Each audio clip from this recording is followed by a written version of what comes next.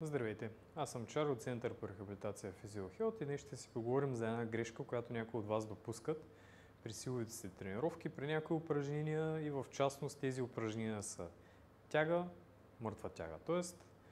клек, Romanian deadlift или румънска тяга или RDL, познато под друго наименование, и различните разновидности на гребане в приведено положение, било то с щанга, с дъмбели, с ластик или с подовки или каквато и да било друга тежест или съпротивление. Тази грешка се изразява в това, че в стремежа си някои от вас да стоят изправени, всъщност правят една прекомерна извивка в ломбалния отдел, т.е. в кръста. Като при клек това нещо изглежда последния начин. Хората застават, казват им изпъчи се и те правят това. Когато тръгнат да клякат, тук вече се изчерпва еластичността, така да я нарека, на хамстринга или на задното бедро, и когато слязат по-надолу, те почват да повличат вече таза. После се изправят горе, излизат от дупката, така да се каже, застават пак в тази прекомерна лордоза, тази по-голяма извивка, отколко трябва да е, и заключват горе по следния начин. А всъщност гръбначният ви стълб трябва да е в неутрална позиция. Излизайки от клека и заключвайки горе, крайната позиция на таза трябва да е по този начин, а не това нещо. Тоест, стягате седалището, застава таза в неутрална позиция, слизате долу и изправяте. Същото нещо важи за мъртвата тяга. Застават по този начин, слизат долу, да си представим, че тук има дискове. В тази позиция се получава едно прекомерно натоварване на ломбалния отдел, както и на самата паравертебрална мускулатура, т.е. на мускулатурата, която е покрай гръбначния стълб, ето тук от двете страни.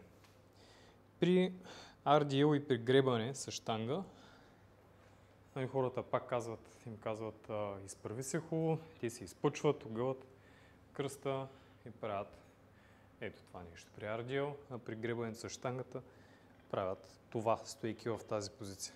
Вместо да застанат в малко по-неутрална позиция, малко по-силна, която няма да измори толкова еректорите, и да си извършат от нея движението, което са решили, че ще правят в съответния тренировъчен ден.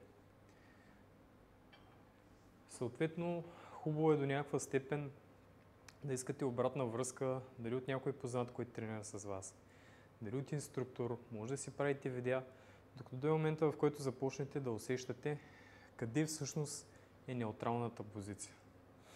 Така че тази насока, която някои тренери ползват, изпъчи се, не работи за всички и някои просто правят тази хиперкомпенсация, която в дългосрочен план може да доведе до болки и дискомфорти в кръста, в самата мускулатура, в тазобедрените стави, както и на други места.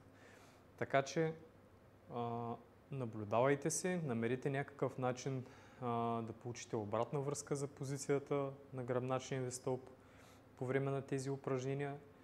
Тренирайте, може да правите изометрични упражнения с някаква тежест, примерно дали пак с лост, просто да стоя в самата позиция.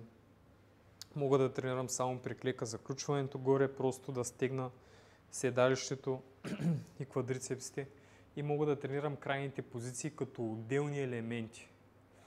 Така че апелирам към всички, дейте да правите тази хиперкомпенсация, не защото е свръхгрешно, но идеята е да не си създавате излишни главоболия, които могат да бъдат избегнати с една проста корекция на формата. Ако това видео ви се е сторило полезно, може да посетите нашата Facebook страница или нашия сайт.